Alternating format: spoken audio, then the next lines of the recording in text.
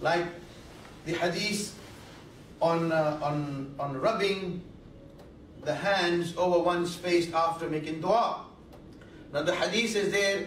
Imam Tirmidhi rahimahullah has brought it in his collection. Imam Abu Dawud rahimahullah has brought a hadith to that effect in his collection.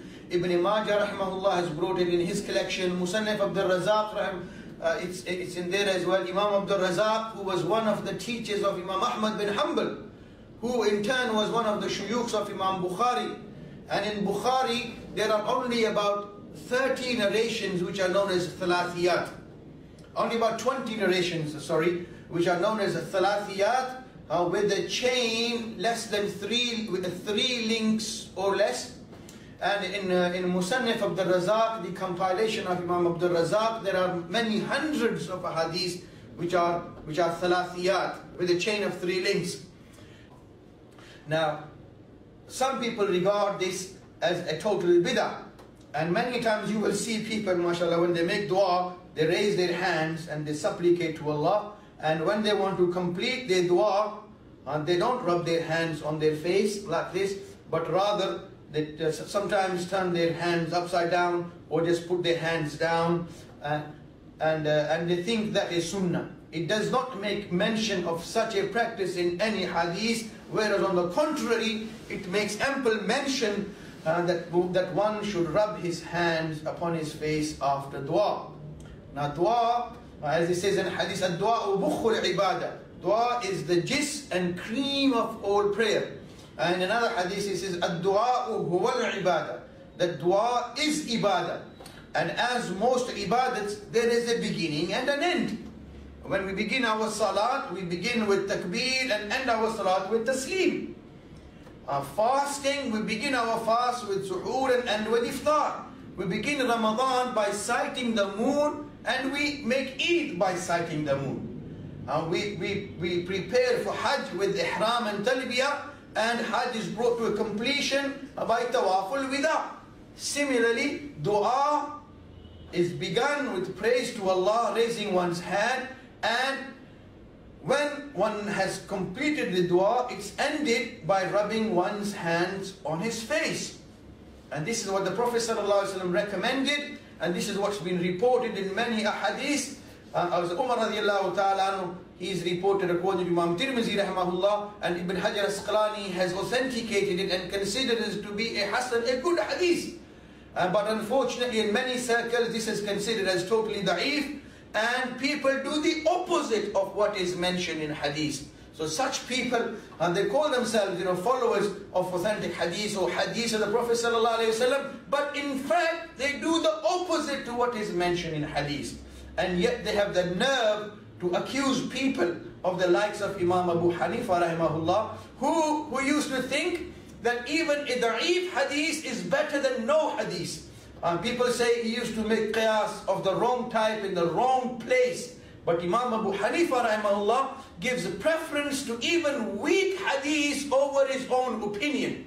Because even a weak hadith has relationship with the Prophet sallallahu alaihi wasallam. Many people, they say, well, there's a possibility that the Prophet sallallahu alaihi wasallam didn't say it or he didn't do it. But that's not what the Quran says either. The Quran does not command us or allow us to reject and condemn zaif hadiths, as many people do nowadays. When they say, this da'if, da'if, da'if. And the Quran says in Surah Hujurat, Ya ayyuhalladhina amanu, in ja'akum fasiqun binaba'in fatabayyanu. When someone who's untrustworthy, not pious, he brings you any news, don't just reject it or accept it. Yes, investigate. He might be telling you the truth. Even every liar doesn't lie all the time. And even liars lie, even liars tell truth some of the time. So there is a possibility it could be true. And when we see, coupled with the practice of many of the people throughout the world, and mashallah, and in most parts of the world, people do rub their hands upon their faces after the completion of dua. It's not a bid'ah, it's supported by a hadith. And in any case, the repetition of the subject matter in so many different ahadith it supports the fact And and this is usul, a principle according to the muhaddisun, that when a subject matter is reported in different hadiths, although individually taken, each hadith might be weak, but collectively, if what they make mention of is a similar subject, then that subject matter becomes authentic. A common ordinary example of a cloth. A cloth is made up of individual weak threads, but when they come together, it makes a strong rope or strong cloth. Similarly, if there is a particular issue, subject matter being reported in a hadith, although individually those hadiths might be da'if, but collectively when you put them together, the subject matter then becomes authentic. Likewise, rubbing of the face after the dua, although even if a person wants to dispute the fact that some of those hadiths are authentic, which as we mentioned, Ibn Hajar Asqalani rahimahullah, particularly with regards to the hadith mentioned in Tirmidhi on Umar radiallahu ta'ala anhu, he says it's Hasan.